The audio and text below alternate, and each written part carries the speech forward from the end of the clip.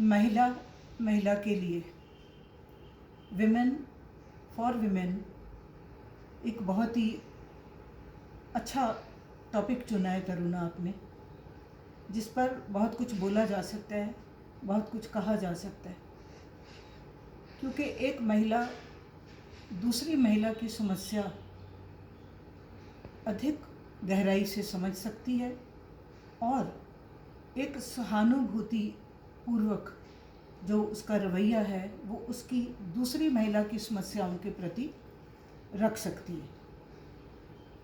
परिवार में अनेकों प्रकार की महिलाओं के रोल हैं।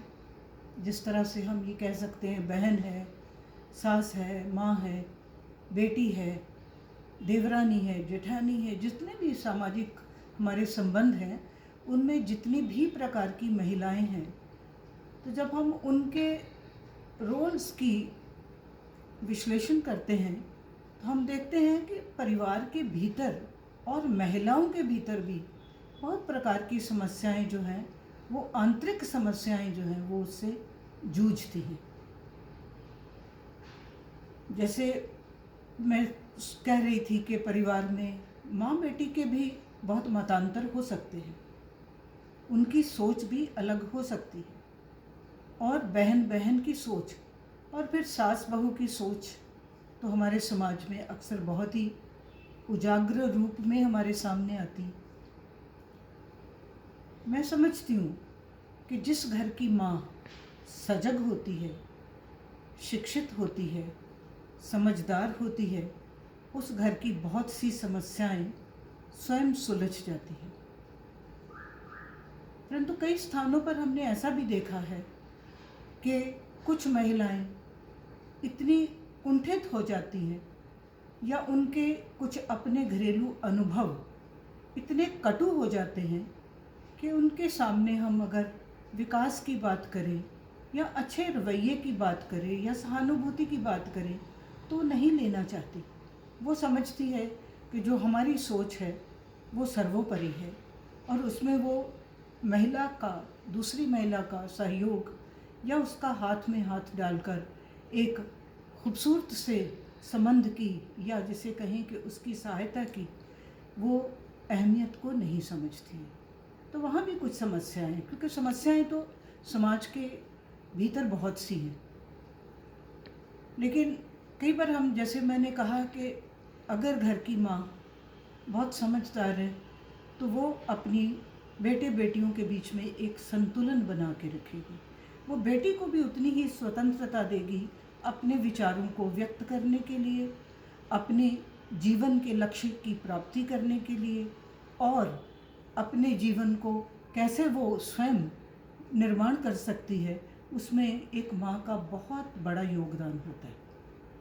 वो उसके पीछे एक दीवार की तरह यदि खड़ी है तो मैं समझती हूँ कि एक महिला दूसरी महिला के लिए, चाहे रूप कोई भी हो, तो उसका एक बहुत बड़ा सामाजिक संबल बन सकती है।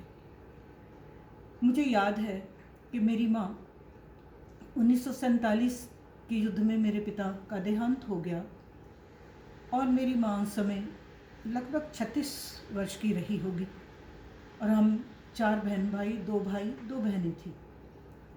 और माँ बहुत पढ़ी लिखी नहीं थी जैसे पहले की माँ होती थी। 4 क्लास पढ़ी थी मेरी माँ, लेकिन उसका प्रभाव ऐसा था कि हमें लगता था बाल बुद्धि में कि पता नहीं ये कितनी शिक्षित हैं, क्योंकि जिस प्रकार की उनकी बातें होती थी हम बहुत भयभीत हो जाते थे कि ये सब जानती हैं, हमारी किताबों में क्या लिखा है ये भी जानती है। फिर छोटे 4 बच्चों को लेके चलना, तो माँ एक स्वतंत्र रूप से अपने कुछ कार्य जो वो अपनी क्षमता के अनुसार कर सकती थी उसने करने शुरू किए, क्योंकि उसने ये सोचा कि अब पिता तो रहे नहीं और विभाजन के समय की जो यातनाएं थी वो भी हमने बहुत सही। तो उसने ये सोचा कि मैं सबसे पहले अपने बच्चों को शिक्षित करूँगी। और मुझे ये बहुत प्रसन्नता है कि उस समय में भी मेरी माँ ने शिक्षा का, जहाँ तक सवाल है, हम सभी बहन भाइयों को एक सी शिक्षा के लिए अवसर प्रदान किया।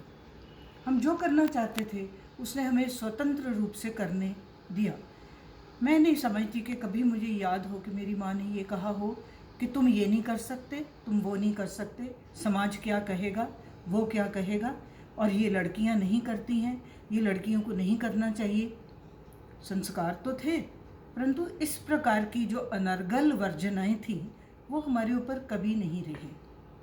मैंने जो जीवन में बनना चाहा, मुझे मैं कहूँ तो 100% मेरी माँ का सहयोग था, मेरी बड़ी बहन का सहयोग था। तो जिसकी माँ स्वतंत्र चिंतक होती है वो अपने बच्चों को भी उसी प्रकार से बनाना चाहती है। और हमें बहुत समय नहीं लगा अपने पैरों पर खड़े होने में और जो जीवन में हम चाहते थे उसमें बनने के लिए भी। तो मैं ये जो उदाहरण देके ये बताना चाहती हूँ कि माँ का अपनी बेटियों की तरफ बहुत अधिक खुला मन होना चाहिए, खुला विचार होना चाहिए। ऐसा भी हो कि वो अपने पति से भी लड़ जाए अपनी बच्ची की सुंदर भविष्य की कामना या उसके सुंदर भविष्य के निर्माण के लिए। उसको एक बहुत मजबूत दीवार की तरह खड़े होना चाहिए। वो एक भरभराती ढहती हुई दीवार सी नहीं होनी चाहिए कि उसका स्वयं का अगर व्यक्तित्व बहुत कमज़ोर है, उसकी सोच अगर बहुत दबी हुई है, तो ऐसी माँ तो अपनी बच्चियों का निर्माण कभी नहीं कर सकती। वो समाज की दूसरी महिलाओं के लिए भी कभी कुछ करने में अक्षम रह सकती है।